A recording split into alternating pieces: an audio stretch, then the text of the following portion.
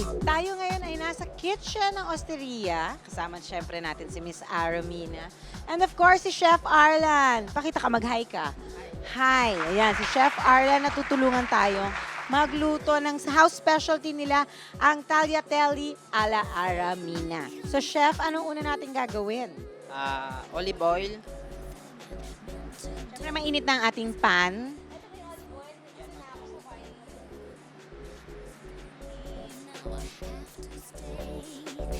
And then, Celery.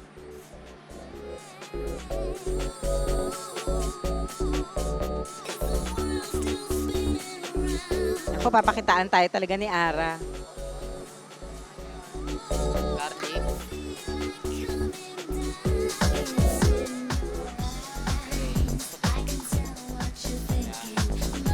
Saute, saute, saute. Masyado naman ata maganda ang bihis mo, Miss Ara, para sa pagluluto. Yung mussels na hindi tinanggal sa shell para maganda siyang tingnan. Okay. Okay. Then, Shrimp. shrimp.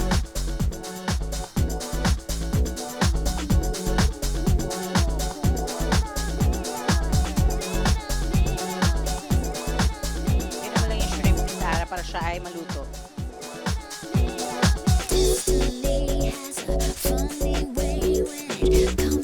Okay. Okay, Chef Arlan, ano naman ang mangyayari?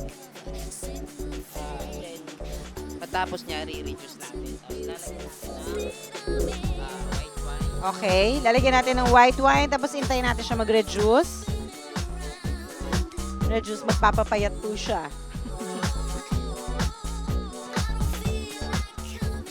Ganyan mo ay, Miss Ari, yung garlic para hindi siya masunog.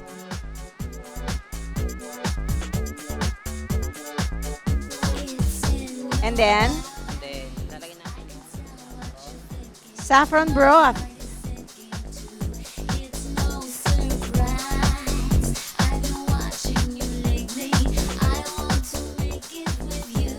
Ako na, amoy ko na mukhang masarap siya. Masarap ba talaga to? masarap yan.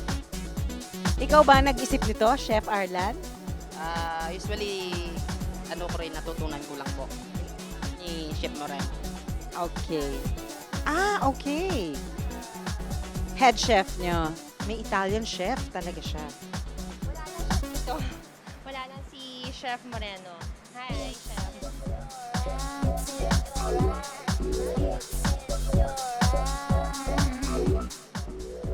Okay, meron broth. And then what's next? Whipping cream. Whipping cream. Ow! White sauce ang base niya. Para saan yung curry? Yung saffron, para saan yun, Chef Arlen? Para yung mag-mix yung kulay niya sa masa. Sa flavor ng mussel, no?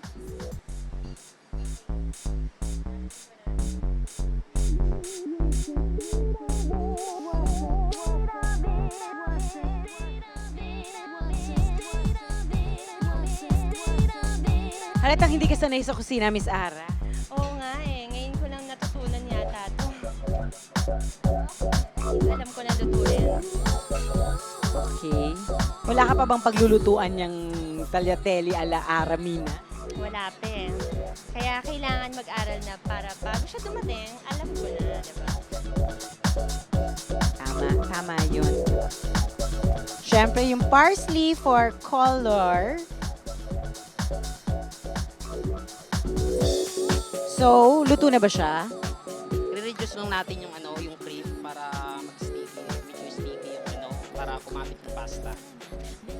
Okay, so reduce natin ng konti yung cream. Pero ingat lang sa pag-reduce kasi baka masunog siya, right? Talaga nasa cooking show po ako.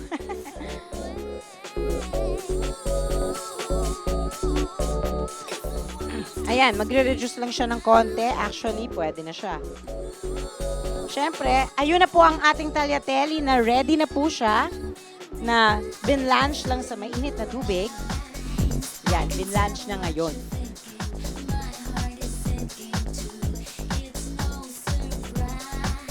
Naku! Oo.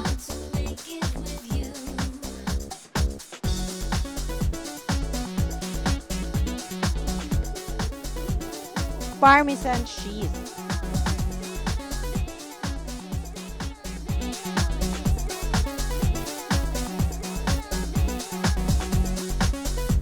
Chef Arlan, gusto ko lang malaman, para saan yung ganun-ganun na yan? Para mag-mix yung pasta.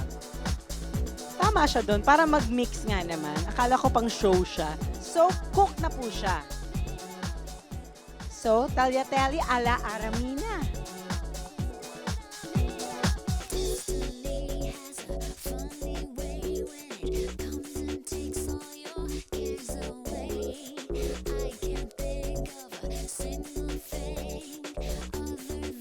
Okay, eto na.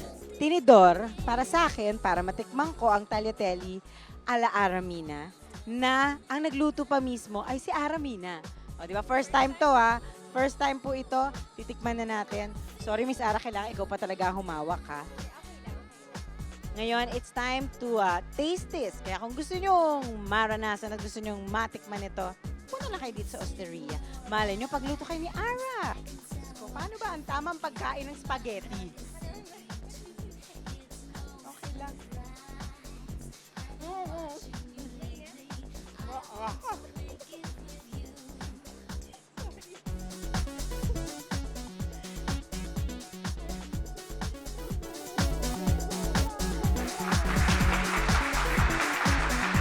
Sarap siya. Sobra, as in sobra. Okay, thank you again, Miss. Thank you.